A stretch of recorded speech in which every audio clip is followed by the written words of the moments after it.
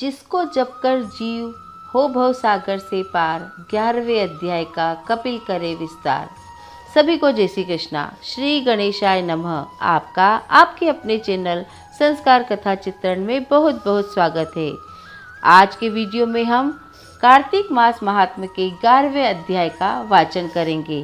कार्तिक मास महात्म्य कथा अध्याय 10 देवर्षि नारद जी द्वारा तुलसी की महिमा पार्ट 3। एक समय जब समुद्र का पुत्र जलंधर अपनी स्त्री वृंदा के सहित असुरों से सम्मानित हुआ सभा में बैठा था, तभी गुरु शुक्राचार्य वहां पहुँचे, जिनके तेज से सब दिशाएं प्रकाशित हो गई। तब गुरु जी को आता देखकर असुरों सहित सागर पुत्र ने उठकर बड़े आदर से उन्हें प्रणाम किया। तेजस्वी गुरु जी ने सबको आशीर्वाद दिया। फिर उनकी एक दिव्य आसन पर बिठाकर सब दैत्य भी यथास्थान पर बैठ गए और सागर पुत्र ने नम्रता से यह प्रश्न किया, हे गुरुदेव, राहु का सिर किसने काटा था? आप हमें यह बतलाइए।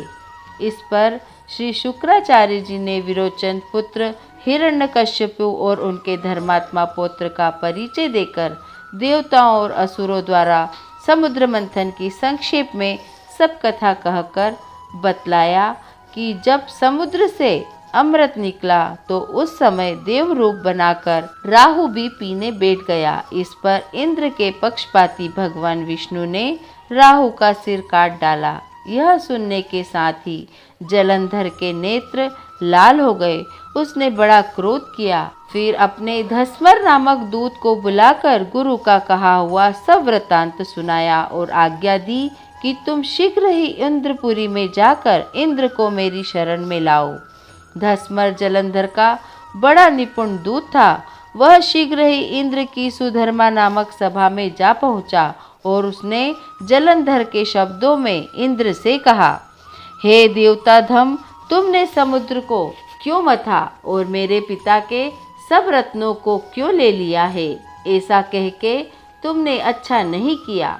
यदि तुम अपना भला चाहते हो तो उन सब रत्नों सहित देवताओं के साथ मेरी शरण में आ जाओ, अन्यथा हे सुराधम, मैं सत्य कहता हूँ, तेरा राज्य ध्वस्त कर दूंगा। इंद्र यह सुनकर बहुत विस्मित हुआ और कहने लगा, पहले सागर ने मेरे भय से सब पर्वतों को अपनी कुक्षी में क्यों स्थान दिया और मेरे शत्रु दैत्यों की क्यों रक्षा की? इसी कारण से मैंने उनके सब रत्न हरण किए हैं। मैं सत्य कहता हूँ कि मेरा द्रोही सुखी नहीं रह सकता। इंद्र की बात सुनकर वह दूत शीघ्र ही जलंधर के पास आया और सब बातें उसे कह सुनाई, जिन्हें सुनते हुए वह दैत्य क्रोध के मारे अपने होठों को काटने लगा और देवताओं को जीतने के लिए उसने उद्योग आरंभ किया। फिर तो सब दिशाओं तथा पाताल से करोड़ों दैत्य उसके पास पहुंच गए। शुंभ निशुंभ सेनापतियों को साथ लेकर जलंधर इंद्र से युद्ध करने लगा।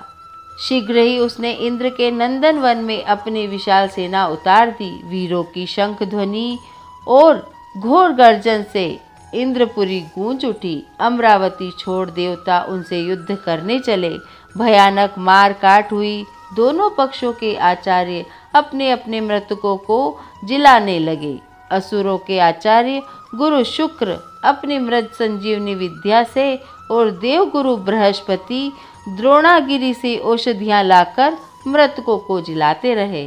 इस पर जलंधर ने अपने गुरु शुक्राचार्य जी से क्रुद्ध होकर कहा, मेरे हाथ से मरे हुए देवता जी कैसे जीते हैं? जिलाने वाली औषधियां तो सब आपके पास ही है, फिर यह कैसे संभव है? इस पर श्री शुक्राचार्य जी ने गुरुदेव श्री बृहस्पति जी द्वारा द्रोणागिरी से औषधि लाकर देवताओं को जिलाने की बात बतलाई।